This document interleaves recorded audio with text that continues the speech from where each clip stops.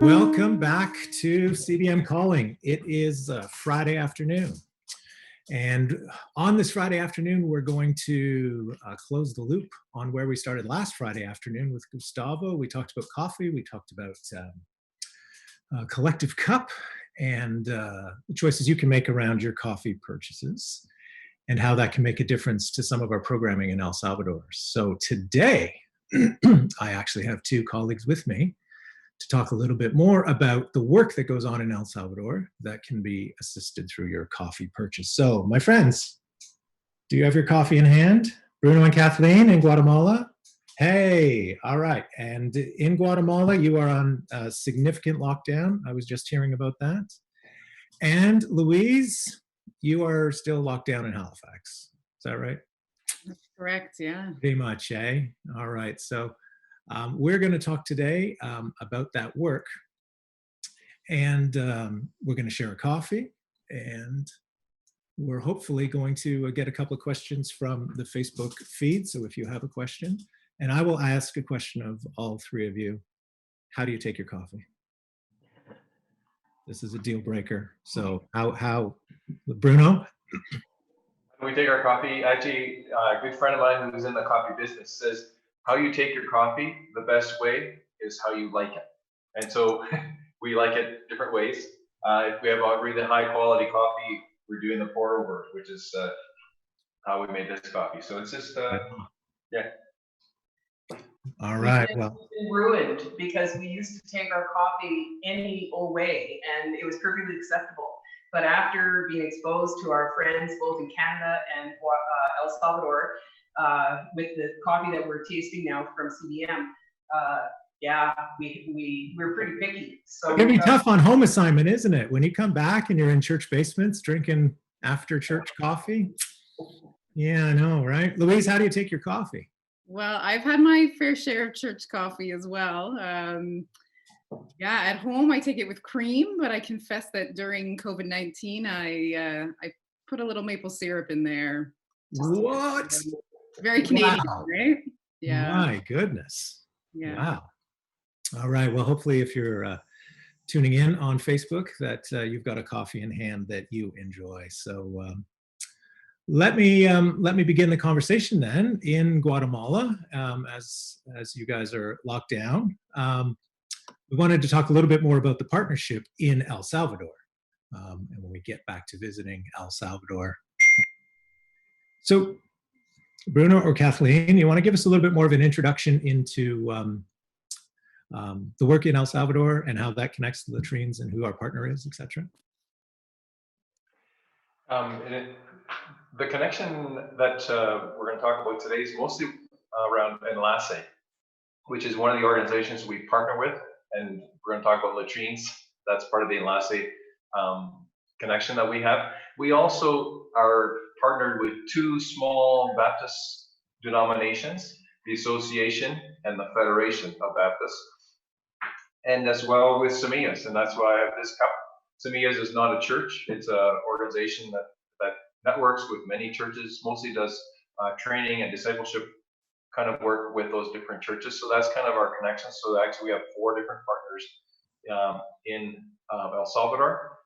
We're really thrilled about Enlace because of the work that happens, but also the model that they have to really connect with the local church. They would say, we believe community transformation happens through the local church. And that's how the programming is done, that's how the work is done. And even when we talk about Latrines, that's one of the different initiatives they have in the community, but those initiatives come from the community. They prioritize. So in this case, many of the communities, it is Latrines, but in other places, it's other kind of works that serve the community.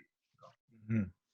Yeah, it's so Enlace is so closely aligned with CBM, with the values, with that up from the community and then facilitated through the local church. It's been a great partnership. How long has that partnership been going on now with Enlace?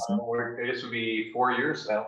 So we started in El Salvador in a small way, supporting some of their, we call them church coaches. So that's part of their model as well. They accompany the churches. So a church coach might have 5 or 6 churches, and that's their full-time work is being with those churches, training, some different kind of Bible studies, community development tools, and then when they get to doing initiatives, whether it's latrines or water projects or different things, they accompany them on that too. So help with the project management, the planning, the engineering, the connecting with other organizations, and so that's how they work, and it's a really sustainable way of working. A lot of the work we do, for example, if we're in a community, if we make ourselves the pivot of that work, when we're not there, then the work is not sustainable. The Enlace model engages the local church, who's going to be there long after we are not, and as well engages other players. So the mayor's office, the local community development organization, if there are other organizations or missions involved in that community, they bring them in, and even other churches. So that's a really, really interesting model that we actually believe in and try to emulate to the degree that we can in other areas.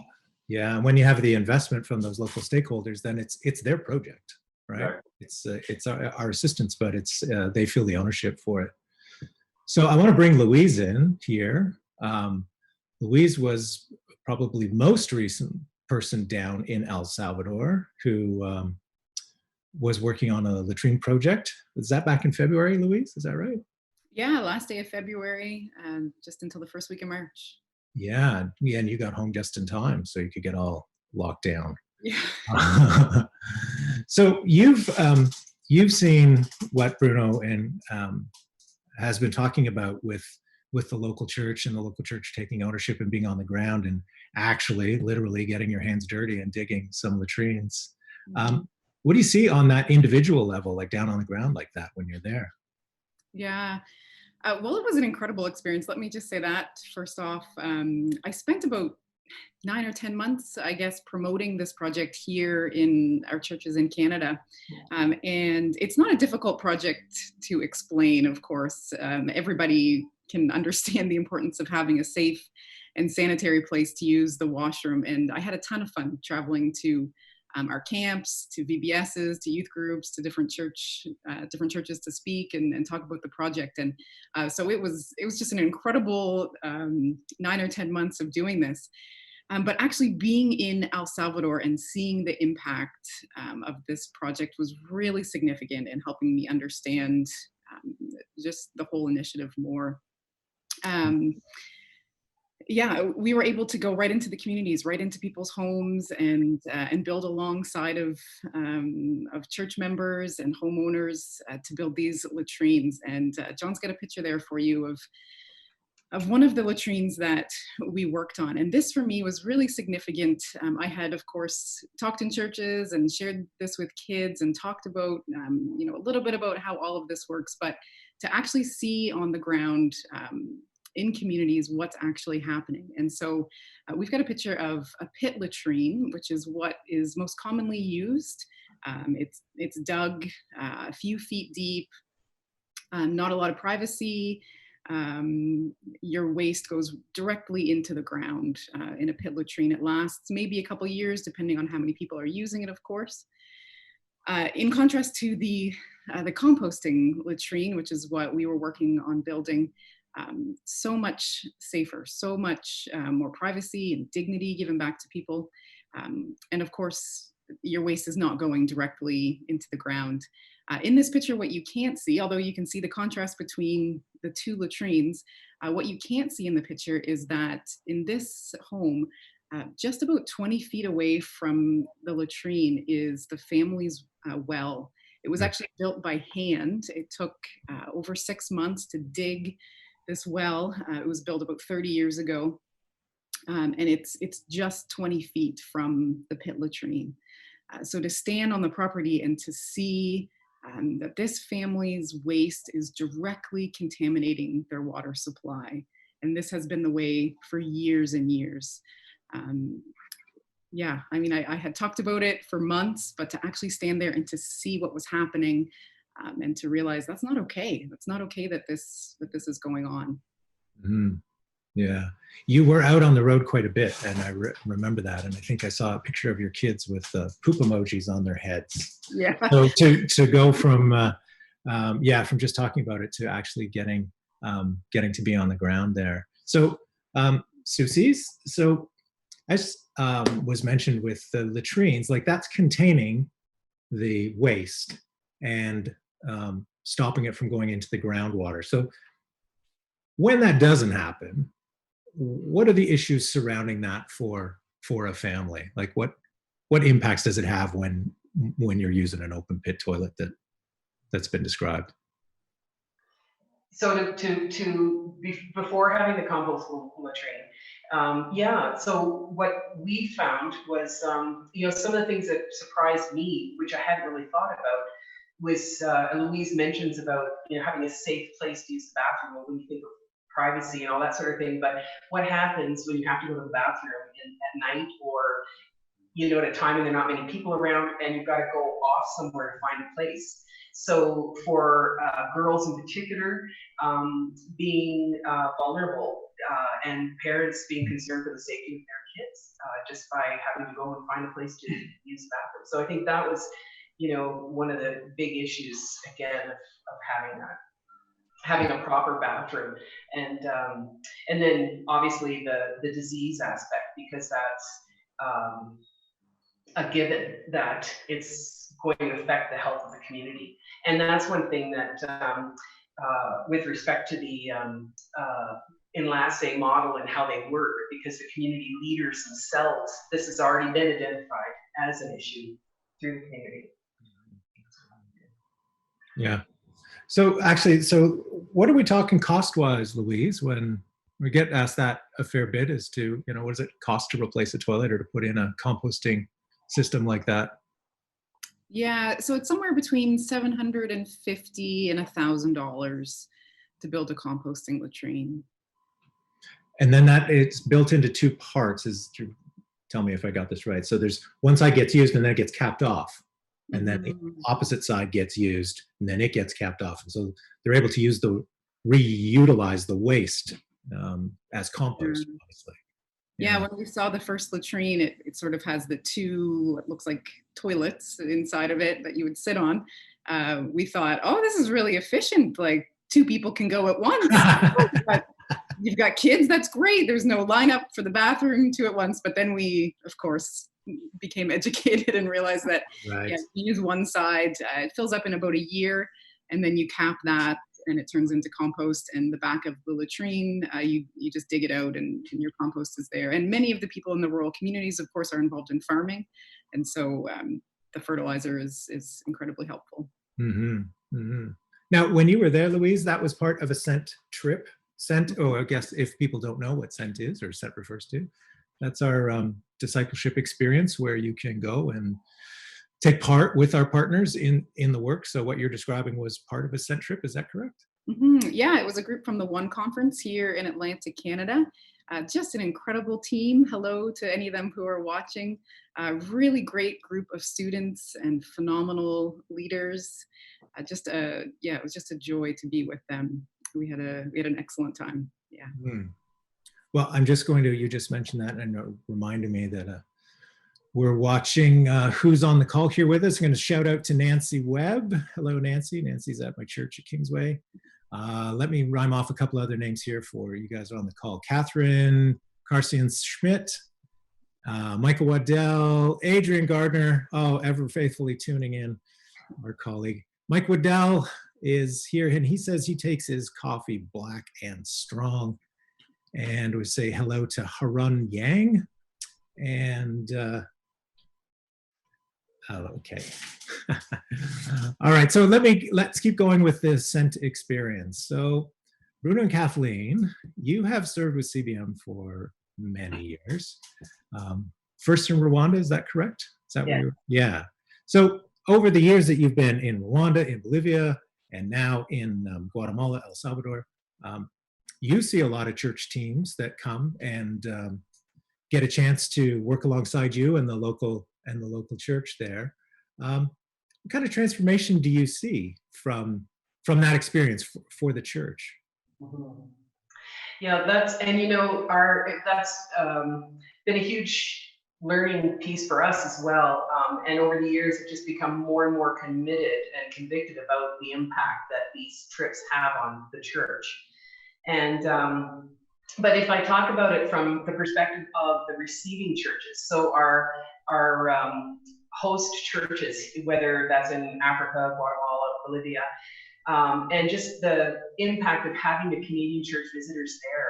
So it really deepens that understanding of the churches from the north. I think I remember back in Rwanda in the early days of our time, one of the professors at the seminary of our partner in Rwanda had said to me, you know, Kathleen, typically missions is done through our church. We wait until you guys come. Somebody comes from away, and that's when we're going to do missions. And so I think what happens when we have these sent experiences and people actually come from and the local churches see the Canadian church, they realize that, you know what, we have a lot of the same challenges, a lot of the same joys. Our culture and experience of faith maybe look differently, but what are some of the things that kind of unite us? And so I think that in a lot of ways has been empowering and really encouraging to the local church and the host community, sort of as they rub shoulders, get to know, and another huge part of that, I think, for the receiving churches, the impact on them is that it allows them to highlight and talk openly and honestly about their churches and how they see their neighbor and what does it mean to love your neighbor in Rwanda, for example, or in El Salvador. And another big piece of that is, of course, is that the local church is left very encouraged that somebody cared enough, that there's a church in Canada that cared enough to come. And they know that, sure, there's some financial resources, but there's prayer and there are other people just like us. Yeah. Yeah. I mean, we hear and we're engaged with lots of churches that get to have that experience, and you see how going to the field and being on one of those sent trips re-energizes the church around its own mission back here in Canada, and then creates a significant bond with the church that they served at, wherever that was, if that was Bolivia or Rwanda or wherever it happened to be. So I'm going to ask Louise just around these sent experiences about the individuals that go on these trips and what level of maturity they need, or what kind of support do they get. Can you give us a little bit about sent and sent for individuals as opposed to the church? Yeah, so we get asked questions all the time about the specifics of sent. People always ask, how old do you have to be? How old is too old? How physically fit do you need to be? And all of those questions are really specific to the type of sent trip that you're interested in. But if I could say what I think is most important in terms of going on a sent trip, it would be the quality that I think we look for. The quality that you need is humility. I think above anything else, just that ability to set aside what you think what you think to be open to a new culture, to go with the posture of a learner. Really, we go to learn, to encourage, to serve. But just that humility is such a big piece, to understand that we're all broken, that when we serve the material poor, our poverty and our brokenness looks different than those who are material poor, but we're all created in God's image, and we are all broken, and these trips are about healing. And so the playing field is leveled when we acknowledge our own brokenness, and we hope that these sent trips are part of our healing in becoming whole and becoming who it is that God wants us to be. So yeah, I think humility is really, if that's where your heart is, then I would say give us a shout, and once we can travel again, we'll indeed, we'll get somewhere. Yeah. Well, I did want to touch on the fact that you had been there, and you had been there with Sent, and in El Salvador with Latrines, like we talked about last week. And at some point we will get back to hosting trips, and you and I are talking about maybe opening up another kind of channel in regards to the idea that scent trip is meant to inform your discipleship when you come back home, right? It's meant to inform you as a global citizen, as a global Christian, as to your place in the world. So we're talking about, just saying to the Soucys, we're talking about a possibly another channel that would be Living Scent, where Louise would speak to some of these participants and get a little bit of a insight into how they've been shaped by their experience when they come to see you guys, or when they go to another field that we're serving in. So Bruno and Kathleen, I have a note here that says Laura Vokey. Do you know a Laura Vokey? We have to know Laura Vokey. Yeah, she says, "Hi, Mom and Dad." That's so sweet. And our old colleague Layla Ho is on here. She takes it with iced coffee with milk and honey. Way to go, Layla. That sounds exactly like you would take it. So I'm going to leave it there. Thank you, everybody, for being on the call. Thank you, Louise. Thank you, Bruno and Kathleen. Hang in there in your quarantine. I know these are tough days. You were just mentioning, Kathleen, before we got on here, that it's gotten much tighter already. So you guys stocked up? Oh, yeah. Yeah. We are privileged. Yeah, because Many of the people around us are not so privileged, so we, in a sense, we just want to be grateful. Yeah, indeed. Well, hang in there. Thanks for joining our call today. Louise, hang in there in Halifax. Thank you. Will do. Yeah. So Tuesday back here in Canada is a holiday, so everybody gets a break from being on a call, or as John, who's running this call behind the scenes, he will also have the day off. So we will be back on with CBM Calling on Tuesday at 2:30, and Adrian is speaking to, hey, get this, Soucys. He will be talking to Enrique from the Dominican Republic, and our other colleague, Patricia Erdogan, who's usually in our office. She's the IP officer for Latin America. So the three of them will be having a conversation about food and the food programming in the Dominican Republic. That's awesome. So they'll be doing that one in Spanish, I take it. You've heard Adrian speak Spanish, right? All right. Thank you all so much. All the best. See you on Tuesday. Bye now.